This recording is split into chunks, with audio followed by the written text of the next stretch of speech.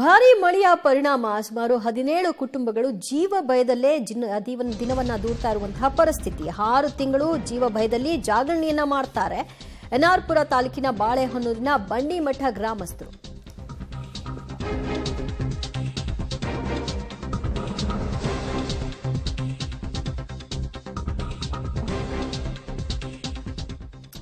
ಭದ್ರಾ ನದಿ ತಟದ ಬಂಡಿಮಠ ಗ್ರಾಮಸ್ಥರ ನೋವಿನ ಕಥೆಯನ್ನ ಹೇಳ್ತಾ ಇದ್ದಾರೆ. ಕಳೆದ 6 ತಿಂಗಳಿನಿಂದ ಜೀವ ಭಯದಲ್ಲೇ ನಾವು ಜೀವನವನ್ನ ದೂಡ್ತಾ ಇದ್ದೀವಿ ಅಂತ. ಏನವರ ಪರಿಸ್ಥಿತಿ ನೋಡೋಣ.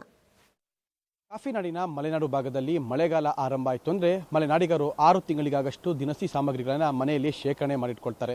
ಆದರೆ ಚಿಕ್ಕಮಗಳೂರು ಜಿಲ್ಲೆ ಎನ್ಆರ್ಪುರ ತಾಲೂಕಿನ ಭದ್ರಾ ನದಿ ತಟದಲ್ಲಿರುವಂಥ ಆ 17 ಕುಟುಂಬಗಳು ಮಾತ್ರ 6 ತಿಂಗಳ ಕಾಲ ಜಾಗರಣೆ ಮಾಡುವ ಮೂಲಕ ತಮ್ಮ ಜೀವವನ್ನು ಉಳಿಸ್ಕೊಳ್ಳುವಂಥ ಸ್ಥಿತಿ ಇವತ್ತಿಗೂ ಕೂಡ ಜೀವಂತವಾಗಿರುವಂಥದ್ದು. ಯಾಕೆಂತಂದರೆ ಭದ್ರಾ ನದಿ ಅಬ್ಬರ ಯಾವಾಗ ನಮ್ಮ ಮನೆಯ ಮೇಲೆ ಬೀಳುತ್ತೋ, ಯಾವಾಗ ಮನೆ ಸಂಪೂರ್ಣವಾಗಿ ಬೀಳುತ್ತೋ ಅನ್ನೋ ಆತಂಕದಲ್ಲಿ 6 ತಿಂಗಳ ಕಾಲ ಅವರು ಜಾಗರಣೆ ಮಾಡುವಂಥ ಸ್ಥಿತಿ ಇವತ್ತಿಗೂ ಕೂಡ ಜೀವಂತವಾಗಿರುವಂಥದ್ದು. ಯಾಕೆ ಅಂತ ನಾನು ತೋರಿಸ್ತಾ ಹೋಗ್ತೀನಿ. ನೋಡ್ಬೋದು, ಇದೇ ಒಂದು ಆ ಗ್ರಾಮ ಅಂತಂದರೆ ಚಿಕ್ಕಮಗಳೂರು ಜಿಲ್ಲೆ ಎನ್ಆರ್ಪುರ ತಾಲೂಕಿನ ಬಾಳೆಹೊನ್ನೂರಿನ ಭದ್ರಾ ನದಿ ತಟದಲ್ಲಿರುವಂಥ ಈ ಒಂದು ಬಂಡಿಮಠ ಗ್ರಾಮದಲ್ಲಿ ಸುಮಾರು 17 ಮನೆಗಳಿರುವಂಥದ್ದು ಮತ್ತು 50 ರಿಂದ 60 ಜನ ಕೂಡ ವಾಸ ಮಾಡ್ತಿರುವಂಥದ್ದು. ಆದರೆ ಭದ್ರಾ ನದಿಯ ತಟದಲ್ಲೇ ಈ ಒಂದು ಗ್ರಾಮ ಇರೋದ್ರಿಂದ ಆ ಭದ್ರಾ ನದಿ 2019ರಿಂದನೂ ಕೂಡ ಪ್ರತಿ ಮಳೆಗಾಲದಲ್ಲೂ ಕೂಡ ಭದ್ರಾ ನದಿ ಒಂದು ಅಬ್ಬರಿಸಿ ಬೊಬ್ಬಿರ್ತಾ ಇರುವಂಥದ್ದು.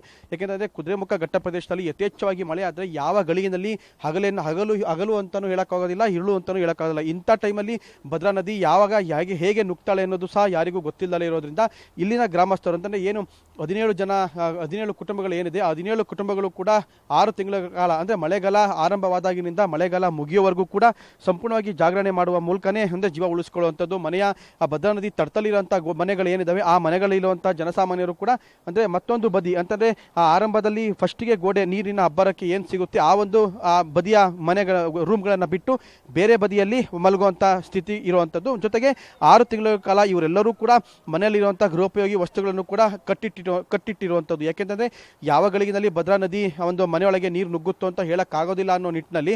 ಏಕೆಂದರೆ ಕಳೆದ 5 ವರ್ಷಗಳ ಹಿಂದೆ 2019ರಿಂದನೂ ಕೂಡ ಪ್ರತಿ ಮಳೆಗಾಲದಲ್ಲೂ ಕೂಡ ಇವರ ಪರಿಸ್ಥಿತಿ ತುಂಬ ಚಿಂತಾಜನಕವಾಗಿದ್ದಂಥದ್ದು. ಮನೆಯಲ್ಲಿದ್ದಂಥ ವಸ್ತುಗಳೆಲ್ಲವೂ ಕೂಡ ನೀರು ಪಾಲಾಗಿತ್ತು. ಹಾಗಾಗಿ ಈ ಮಳೆಗಾಲದಲ್ಲಿ 6 ತಿಂಗಳ ಕಾಲ ಹೀಗೆ ನಾವು ಏನು ವಿಜುವಲ್ಸ್ ಅಲ್ಲಿ ನೋಡ್ತಾ ಇದ್ದೀವಿ, ಈ ರೀತಿ ಮನೆಯಲ್ಲಿರುವಂಥ ಸಾಮಗ್ರಿಗಳೆಲ್ಲವನ್ನೂ ಕೂಡ ಚೀಲದಲ್ಲಿ ಕಟ್ಟಿಟ್ಟಿರುವಂಥದ್ದು.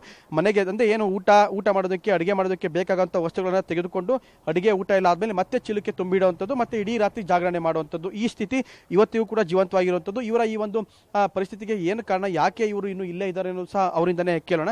ಅಮ್ಮ ನಮಸ್ತೆ.